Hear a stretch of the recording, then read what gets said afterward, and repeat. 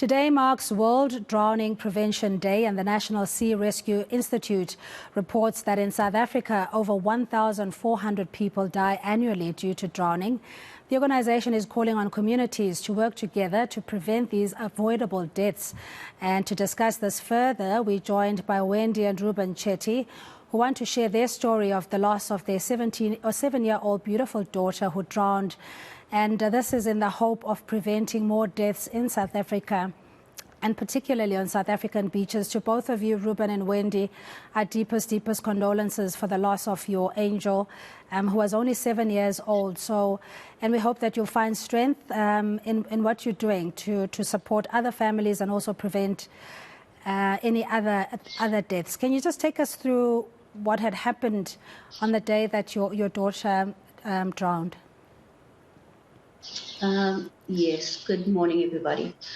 So on the 2nd of July, we decided to go to the beach at, well, not the beach, to the park, Durban View. So at Durban View, there is also a little beach below it. It was my daughter's birthday a few days prior, and we decided to have a small celebration. We had a small celebration at the park, and later on we decided to take a walk on the beach. Whilst taking a walk on the beach, we noticed that it started to get a bit windy, and we decided to head up. We were not in the water. Our feet were barely even touching the water, and suddenly a massive freak wave hit us. So it was me and my 3 children that were pulled into the water, and we were taken quite deep in. A gentleman came and he saved me, and my husband had ran from the top where he was waiting, and he actually managed to save my elder daughter and son. And before we knew it, another freak wave had hit, and he had lost grip of my 7-year-old, and she went quite deep in. Another gentleman came and he tried to help us, and he managed to get her out of the water. And I think that by the time he got her out of the water, it may have been too late. There were paramedics that worked on her for almost an hour, and they could not revive her. So basically what we are trying to do is create an awareness about that time of year, because it's called a spring tide. This is what we've learned. And if many people as possible can, look for signs and be aware of certain things, then it can prevent a tragedy like what we've had to endure. At that particular beach, there is a small a sign that says no swimming. It's not very visible. There were not, the lifeguard was not also very visible, but he did come later on, and there were no buoys, which is a mechanism that's used or placed in the water that prevents people from actually getting into the water. So we'd actually like for awareness to be created and for more signage to be put up on these beaches and that type of thing. And basically, the reason why we've decided to actually do this interview and share our story, especially at this time where it's actually very difficult for us to do this, because each time that we do it, it's like we're opening up a wound.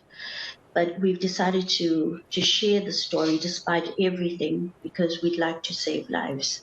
And if other people come to know what we know now, then they would not have to endure what we've had to endure. So basically, we'd just like to create more awareness, especially about that particular beach, Durban View. It's a very lovely beach, but it's not for swimming. So I think if more people come to know this fact, they would not even dip their feet in the water. So that's what we're aiming at. And yeah, basically that's what happened, and and sadly Wendy we've and had Reuben, you know, our hearts really go out to you. And with many other parents having lost children, I cannot imagine what your pain feels like and what you're going through. But in the midst of it all, you found the courage and the compassion to reach out to other people, especially yes, because this is so fresh. You know, it happened earlier this month, shortly after yes, Hannah Zoe Grace's birthday, and she's your youngest. yes, And here you are, yes. you know, putting your own pain aside. So we really, really commend you, and we stretch out our arms and hearts to your family, and you know, send our condolences. Have you thought through, you know, in terms of the campaign maybe that you are going to now embark on, to make sure that all these elements that you've cited, creating awareness and visibility and signage and warning as well, have you thought through how this is going to play out?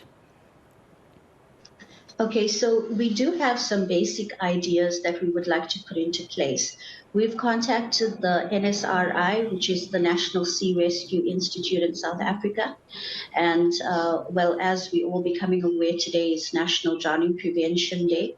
So the NSRI has said that they have taken note of that particular beach, that there were no buoys, there was not enough signage and lifeguard visibility. So in particular with that beach, we would like for signage to be put up. And obviously, it is a very expensive thing. And so this is where we would like the community and, you know, South Africans and people all over to actually join forces with us to we can increase the signage on beaches that are non-swimming, and even, you know, things like increase lifeguard visibility. So we can drive this campaign forward. Also, the other thing is that we'd like to increase the ability of people or children and, yeah, well, basically people to swim, you know, swimming lessons basically.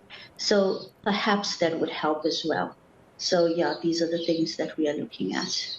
Well, may your beautiful daughter, Hannah Zoe Grace's spirit rest in peace, and may you find comfort and strength as well. We really appreciate your time. And that's Wendy and Reuben Chetty, who lost their daughter in a drowning incident in Durban, and at Durban Beach, and decided to use their pain to assist others in preventing anything similar happening. So we really, really appreciate that.